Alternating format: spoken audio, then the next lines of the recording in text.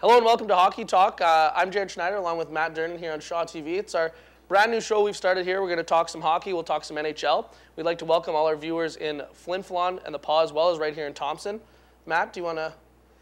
Yeah, you've seen shows like Off the Record, Pardon the Interruption. This show, nothing like either of them. We're going completely off the cuff. This is basically discussions that you're going to have with your buddies in the bar, in the locker room, just talking trash about hockey. We have notes that are about 1 page long right here. We don't have thousands of pages of stats. We're not going to fill your head with that. We're just going to sit here and talk. So what do you want to start out with? We'll jump in with the NHL, obviously. You know, short season this year. We got to cut down from the lockout. Starting on Saturday. You know, a couple of good things. A new schedule out. There's no interconference games. So what do you say about the new conference and not playing any interconference games? Some people like those, some people don't.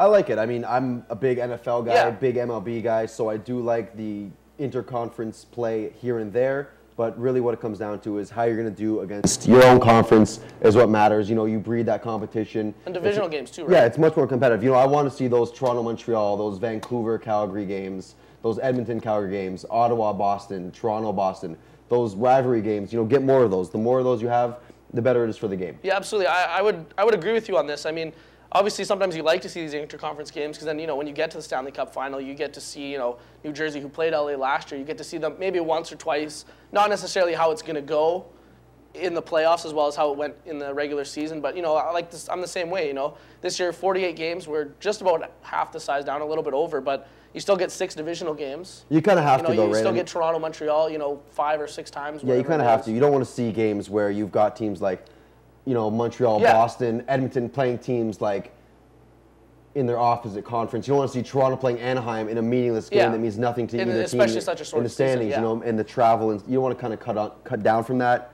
Keep them playing against teams in their own region, in their own division.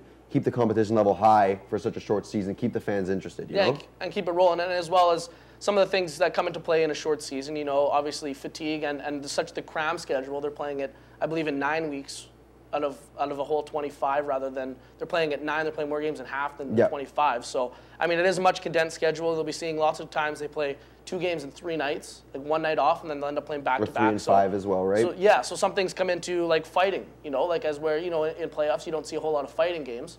Are you going to see the fighters? Are you going to see the third line and the fourth line grinders as much as you would in the 82-game season where they are trying to grind it out? I don't think so. I think the fighters are going to kind of take a little bit of a backseat this year because every game is that much more meaningful because the schedule is so much more condensed and every game means that much more. And because you are playing your own conference teams, every game has meanings in the standings. You know, you can't really afford to be taking dumb penalties, taking instigator penalties, starting fights for something that's going to possibly cost you a point or 2 in the standings. You know, you can't do that. I think you're going to see a lot more of a high-skilled, fast-paced game this year than you would have in the last couple of years, where early on you're kind of jockeying for a position. You're going to have guys scrapping. Right off the bat. You're going to see fights. It's right out the gate. You have to be fast out the gate. You can't afford to be, you know, let's assert ourselves as these tough guys. You're going to want to get out there and you just want to get points right off the bat. You want to jump out. You can't afford to take these 4 or 5 game losing streaks that penalties could cost you because of fighting and things like that. You're going to want to get out there and be an offensive team rather than a grinding, scrapping team maybe. Yeah, you mentioned, like, obviously with the short season, you know, teams,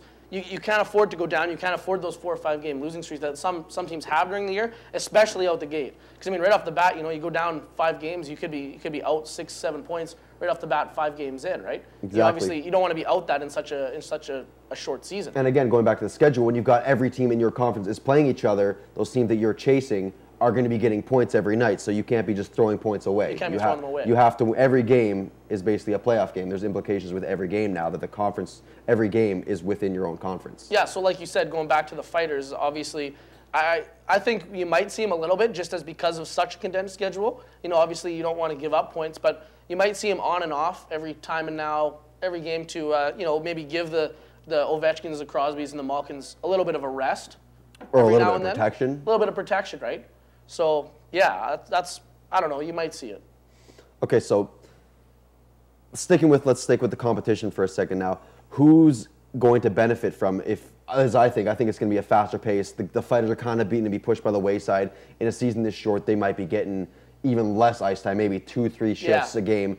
So who do you think is going to benefit from this? I mean, as far as goalies, players, who's going to benefit? In a short season, a goalie can play 40, 45 games. You know, you can push your number one goalie the entire season. Who do you think is going to benefit from this? Yeah, that's kind of tough. Goalies obviously playing 40, 45 games, in 9 weeks or 10 weeks or 11 weeks, whatever it is.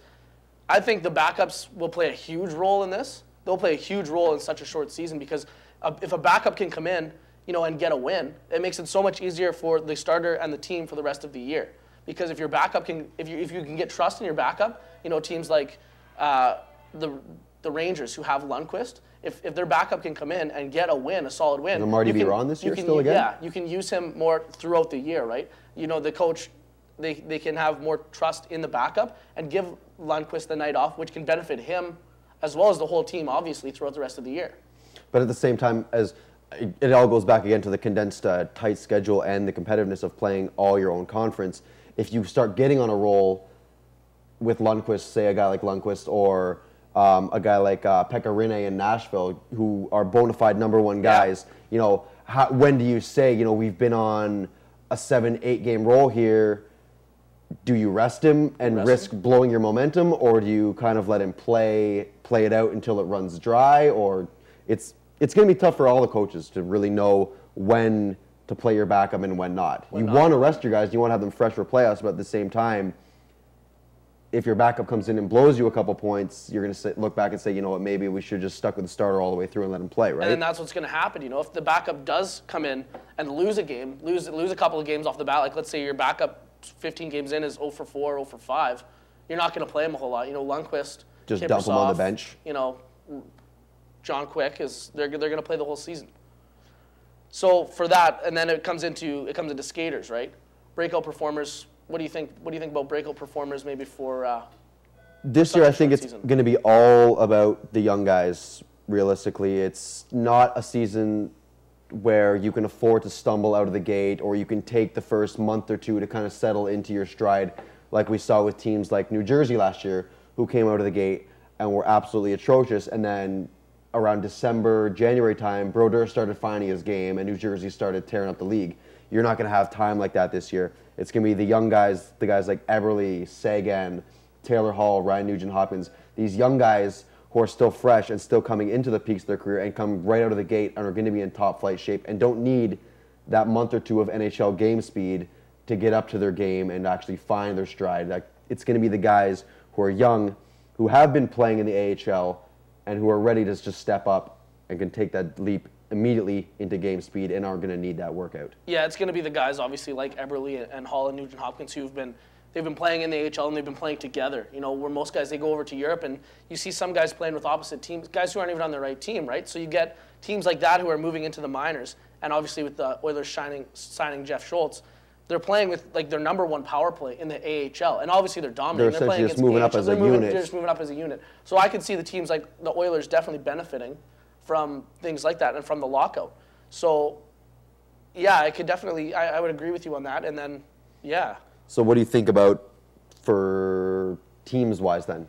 Do you think the Oilers have a legit shot this year to be a playoff team with the shortened season? Yeah, I could see the Oilers. Obviously, they came out, TSN ranked them the third team in the power ranking. So, obviously, they see something in them, obviously, with them moving up. The Oilers, I could see them, obviously, I think they're going to make the playoffs. I think they will. Winning the division, it might be hard with Vancouver. Obviously, with Vancouver missing a couple of guys, it might make it a little bit easier for the Oilers. Get a quick jump out of the especially right off gate the start, and with the just AHL, try to get a head start means a lot more this year than it does it would in a full season, right? I think you could see the Oilers who come out, 8-2, 9-4 right off the bat, who give themselves a good shot. It might not work down the stretch with them being so young still, and they still need a little bit of work. But it could benefit them. It could benefit the Oilers. Other teams like Pittsburgh and LA. LA obviously won the cup, and the Rangers who picked up Rick Nash. Those three teams, the three big power teams, Crosby playing a full season. I could see them coming out very well. Well, hopefully, half a season anyway. But coming back off of injury, coming back into it, he could have a very good year. Crosby could have a very good year. Malkin obviously won all the trophies. What would you say the bar is at for Art Ross? What do you think is a scoring lead type number for a 48-game season? 75, 80 75, points? 75, maybe 80. Well, what was Crosby at last year? Well, not 80. Crosby was scoring at almost a 2-point-per-game clip coming in last year. So is 90 points realistic this year 39? For anybody? Could Stamkos pop 35? I don't think 90 points is realistic. I think that's a bit too high. In a 48-game season, well, that's just under 2 a game. How about the Richard Trophy? Can anyone score 30 this year in 48 games? Yeah, someone will score 30. You think Stamkos? Yeah. If Stamkos, anybody's I think it'll be it's gonna Stamkos him. first. If anyone, it'll be him. I think there might even be a couple of guys who get a shot at it. You know, the 45-goal scorers, the 50-goal scorers in a season. I mean, there's Malkin might get close. Malkin might get close. Crosby might get close. Obviously, with them playing together, their power play is going to be pretty fierce. Their power play is going to be pretty dynamite with the two of them actually playing together again. I mean, they traded away Jordan Staal, but you know, with Neil, they've got Neil on that team now, who's played lights out last year. Yep. I mean, and with Fleury on the back end, back in net, I mean, so Pittsburgh you're could have a throwing your hat in Pittsburgh's corner right now? I'm not throwing a hat all the way in Pittsburgh's corner, but I mean, they could have a good year. You got Pittsburgh for the conference championship? The conference championship, yeah. I could see them in the Eastern Final. After they fell so flat last year with their playoffs and couldn't keep the puck out of their own net? Yeah, it's tough to say. I mean, they were playing, you know, they played the Flyers in the first round, who obviously are a tough team as well. What do you feel about the Rangers? You know, they picked up Nash. Yeah, you can't go against a guy like Lundqvist, and I mean, it's tough to, isn't it? Yeah. With a guy like that who can steal you a game on any night, and every little bit's going to count. They're gonna be tough to beat for any team on any given night. And if you start slow and you can't find the net, then they've got enough firepower with guys like Gaborik, Nash, Callahan, and even guys in the back end like Girardi and McDonough. They can definitely put the puck in the net, and you know, 2-3 goals is going to be enough on any given night for the Rangers. I would say that they're going to be a tough out for anybody in the East. There's not going to be too many teams that beat them. Pittsburgh, you're going to need a lot of firepower to beat them. You have to beat Lundqvist to beat the Rangers. So what about division champs then? Who'd you give division champs to? I don't think it's going to really change too much from last year, to be honest. I don't see too much changes other than maybe what you said with Edmonton possibly, I don't think possibly toppling over. You know what, though? Florida plays a stingy game that that can help them out. I mean, Washington, you never know right now. Without Semin now, you don't know how they're going to fare without Semin. I like Tampa Bay in that division. I do like Carolina, too, now picking up Jordan. So Carolina, that division is kind of wide open for me. I would still say that Carolina or Florida. I'm still on the fence about Washington because I haven't seen Ovechkin do anything really in the last 2 years. And that team goes with Ovechkin, let's be honest. And Braden Holtby is a really unproven netminder. The East, I've got to go with Boston again. There's really no one else. Buffalo might sneak up on them, but I don't think any team in that division is ready to take them over. The Northeast division, I think it's Boston. Say Pittsburgh. Going out west, I would say. There's Northwest. There's the Vancouver conference there with Edmonton and Calgary. Who would you say? I would say I would kind of have to agree with you. Edmonton might give them a shot, but I think that Vancouver is just too well-rounded. They're too complete of a team to be toppled from that division. LA for what is that? The Pacific? I would say LA for the Pacific as well. And then the Central with Detroit. The Central's kind of wide open because Nashville can jump up, St. Louis can jump up, Detroit is a good team always. So that one's kind of a toss-up for me. I'd like to say Detroit because it's Detroit, but I mean, they lost Lidstrom this year. Yeah. I mean, obviously he's a big stud back there. For me, I guess that's starting in the Northwest. I think the Oilers actually will outtake Vancouver for whatever. I could just give them a shot. Put that down. They're going to win the Northwest. I think they're only going to get the 3 seed though. The other 2 Western Conference division leaders are going to get. They're going to topple them. They're going to top them. The Oilers are going to get the 3 seed. In the Pacific, you know, you mentioned LA obviously winning the Cup last year. They were only the 8 seed. I think they'll get in. Obviously, I think LA is going to get in, but I don't think they're going to win the division. I think. Really? I think San Jose. San Jose again? San Jose could have a big year. Not obviously they blow it in the playoffs like they have every other year, but you know, coming out with a hot start, you know, they had a bunch of guys playing overseas like Thornton. I mean, Thornton's getting a little bit older, but Pacific, I would give it to Thornton. Thornton and the Sharks. And then in the Thornton Central. can't win the division by himself. No. Let's be honest. I mean. No, I think what San Jose needs, going on that for a second, is that I think San Jose needs to be that 7 or 8 seed and not have so much weight put on them after dominating for a regular season. Let them kind of skirt by, get into the playoffs, sneak in maybe, and then come up and surprise teams. Because as that top seed, they never seem to succeed. And then in the Central, I think it's gonna be the Blackhawks. I mean, obviously you mentioned Nashville could step up, San Jose or St. Louis could step up. That division's wide open. Every team in that division is a playoff team. That is definitely a possibility. I think Chicago, I could see Taves having a big year. I would give it to Chicago. In the Northeast, you mentioned Boston. I mean, how could you not go with Boston? Montreal, Toronto. That division is very weak. Yeah. That's not the greatest division. Ottawa's not very good at all. Down in the Jets division, obviously still playing with Washington and Tampa. You know, that one's almost wide open as well. I mean, Washington, they've picked up Ribeiro, but I would stick with Florida. They haven't changed a lot, and they've got a good system in place. They play a tight game. You can't really break them down too easily. And then there's the other division with Pittsburgh and the Rangers. Philly Rangers. And the Rangers. That one's tough. I say Pittsburgh.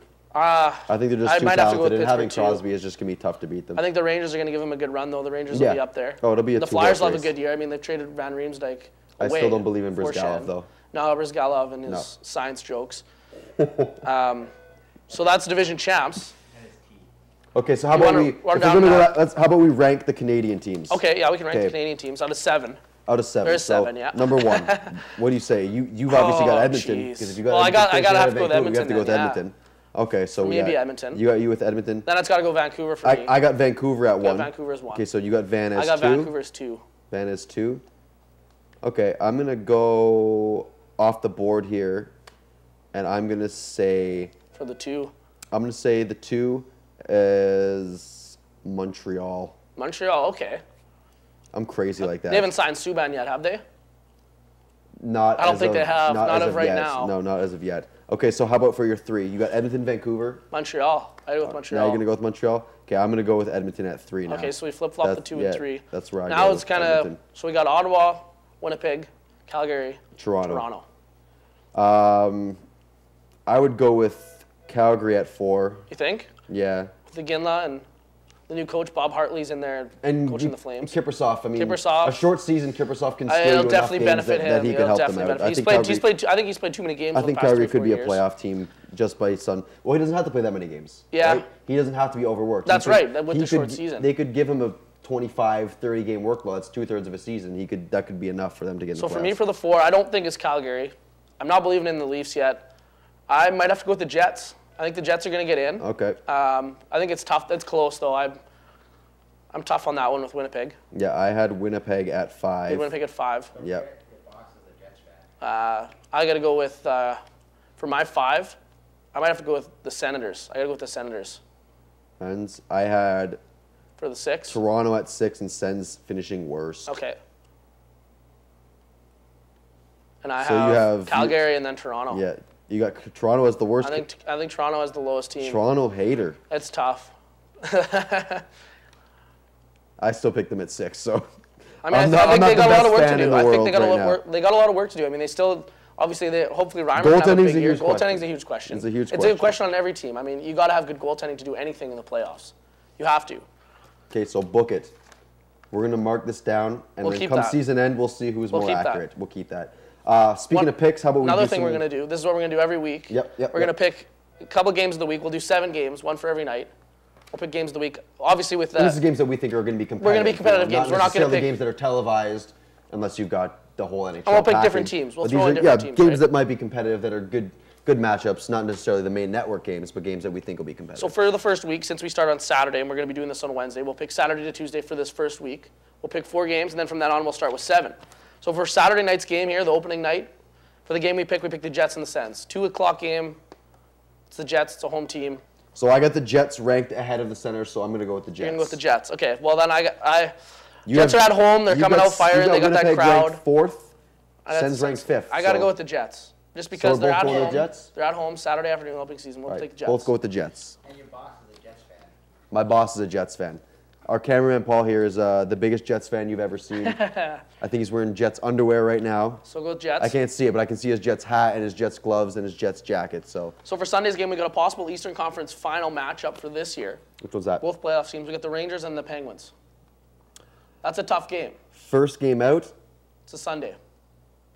First game out, I think Lundqvist steals the one. I'm going to go with the Rangers. Lundqvist on the road. I'm going to go with Pittsburgh at home. Okay. I think Lundqvist steals the one right out of the gate. So then for Monday night's game, we pick the Flames and the Ducks. Ducks are at home. It's in Anaheim. Mm-hmm. So they're down in California. Who do you got for that one?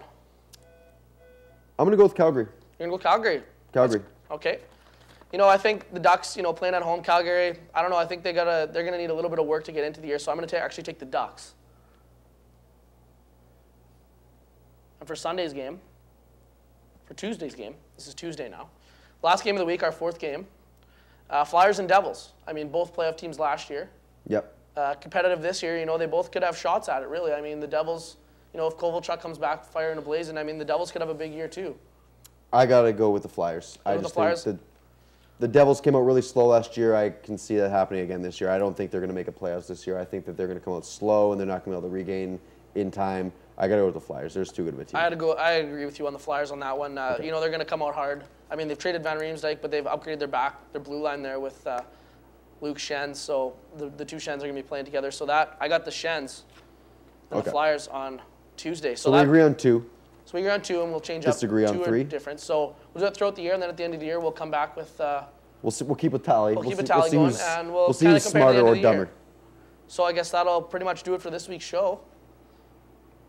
That's my Don Cherry right there. That's your Don Cherry? I just did the little let's go thing. So what we're going to hope to do is we'll hope to get guests on. You know, we'll talk some hockey with some other people. Yeah, so, definitely. And questions. I mean, if you guys have any questions, anything you want to talk about, throw questions at us. You can get us on Twitter at Shaw TV Thompson, on Facebook at Shaw TV Thompson as well. And our email is shawcable11@shaw.ca. Matt, you might want to write that down.